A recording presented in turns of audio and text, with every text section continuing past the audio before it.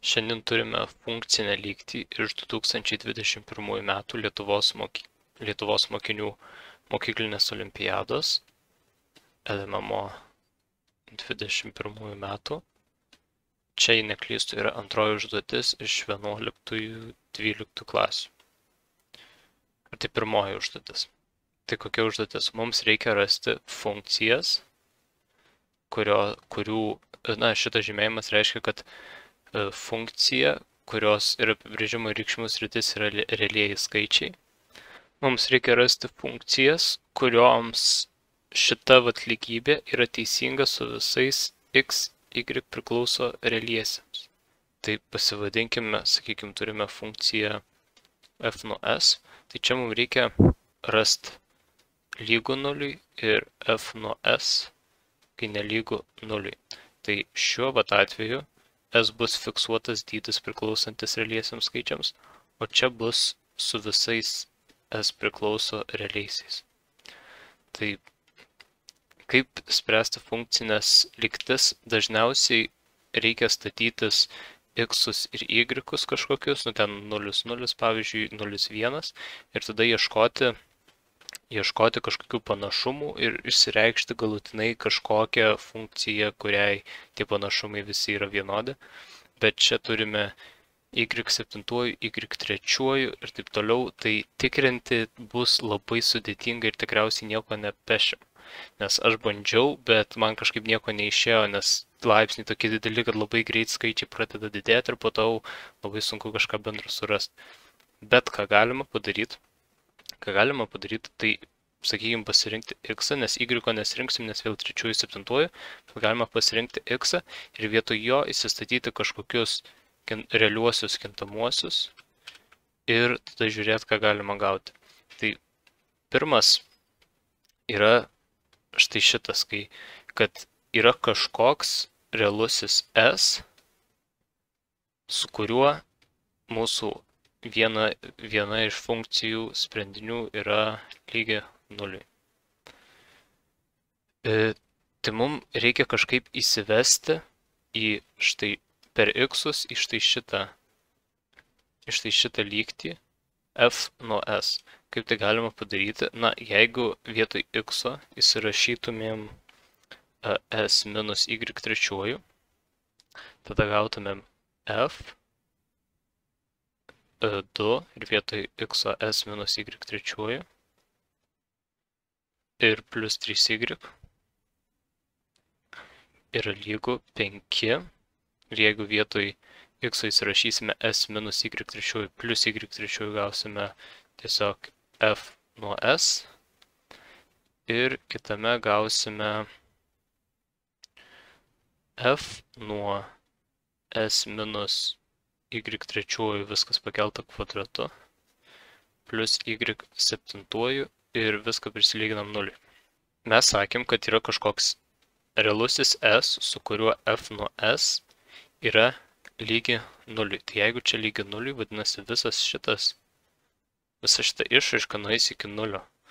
Tai kas lieka, tai yra f, čia galima atskliaus 2s minus 2y3 plus 3y yra lygu nuliui.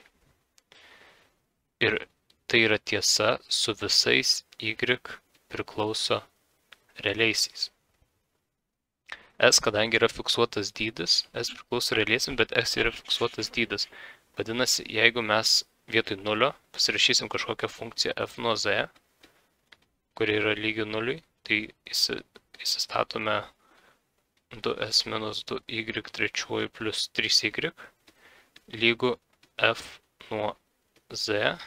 Ir čia šitas yra tiesa su visais z realiaisiais. Tai turime, kad 2s minus 2y3 plus 3y yra lygu z. Ir ką tai mums duoda? Tai mums duoda, galima pasivėti, kad čia yra s yra fiksuotas dydis, o štai čia yra 3 laipsnio, o čia yra 1 laipsnio y. Vadinasi, nesvarbu, kokį z mes pasirinksime iš realiųjų skaičių, pasiėmę kažkokį y, mes galime gauti tą z. Dabar, jeigu, kaip pavyzdį, jeigu y kvadratu būtų lygu z, tada mes z negalėtumėm pasiimti neigiamą, nes realiuosiuose skaičiuose, nes jeigu y priklauso realiesiems, tada nebus jokio realaus y, kurį pakėlę kvadratu mes gautumėm neigiamą skaičių. Bet šiuo atveju viršui mes turim y trečiuoju, tai z galima gauti bet kokį. Su bet kokiu realiuoju y galima gauti bet kokį realų z.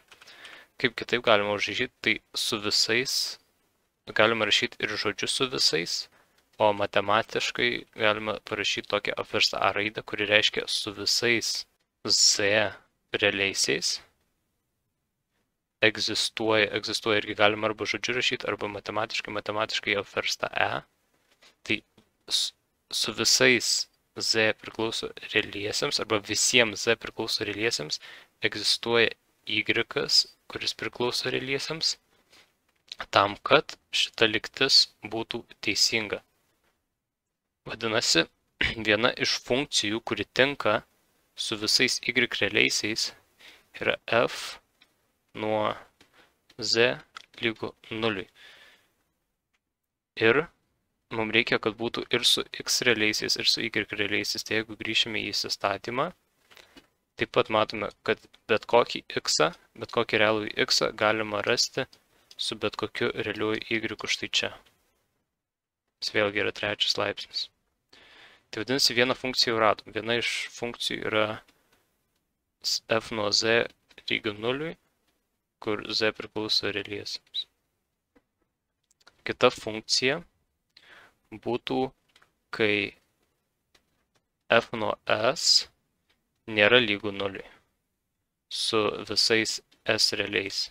Taip, persirašiau lygtį ir dabar mums reikia su visais s realiaisiais, kai nelygu 0. Vėl vietoj x reikės kažką įsistatyti ir čia reikia ieškoti kažkokio įsistatymo, kad dvi funkcijos išsiprastintų. Šiuo atveju patogiausia yra šita funkcija ir šita funkcija. Tai reikia rasti kažkokį x ir jį užsirašyti y, kad vietoj x įsistatę tam tikrą reikšmę. Šitas bus ir šitas jie bus lygus, kad jie išsiprastintų. Kodėl neimu šito, nes čia paprasčiausiai yra 7 ir kvadratu.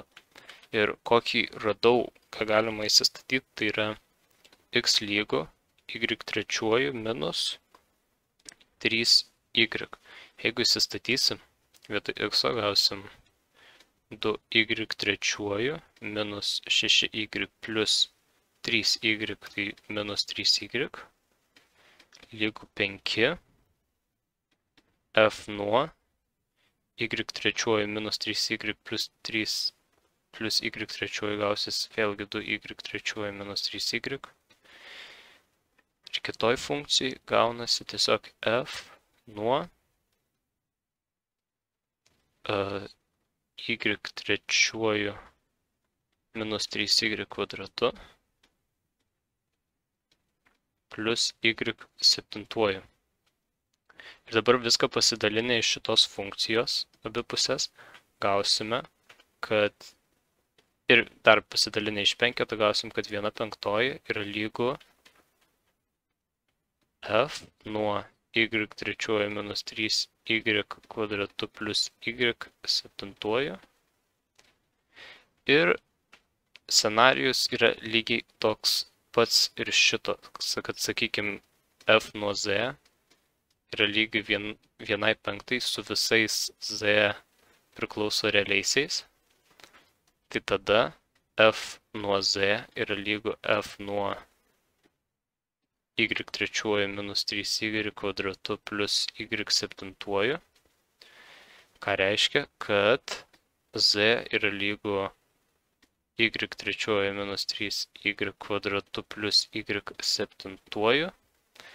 Ir paaiškinimas vėlgi toks pats. Nesvarbu koks yra realusis z, tai su visiems z priklauso realiesiems. Čia kadangi yra 7 laipsnis, tai vėlgi mes z reikšmės galime gauti ir bet kokias teigiamas, ir bet kokias neigiamas, ir 0.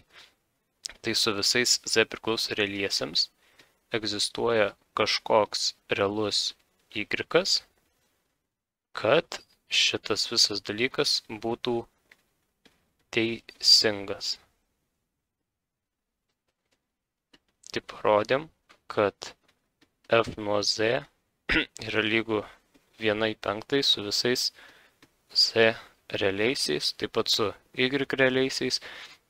Ir jeigu grįšime į įsistatymą, čia vėlgi bet kokį realų į x galime gauti su bet kokiu realiuoju y. Vadinasi, šito būtų x, y priklauso realiems. Tai čia yra dar vienas iš mūsų atsakymų. Tai turime du atsakymus. F nuo z lygu 0 ir f nuo z lygu 1/5, kur z priklauso realiesiams skaičiams. Ir mūsų to ir prašė surasti. Mūsų prašė surasti dvi funkcijas, kurių tiek apibrėžimo, tiek reikšmių sritis yra realieji skaičiai, kad mūsų šita pradinė lygtis būtų teisinga su visais x ir y realiaisiais. Ačiū už žiūrėjimą ir iki kito.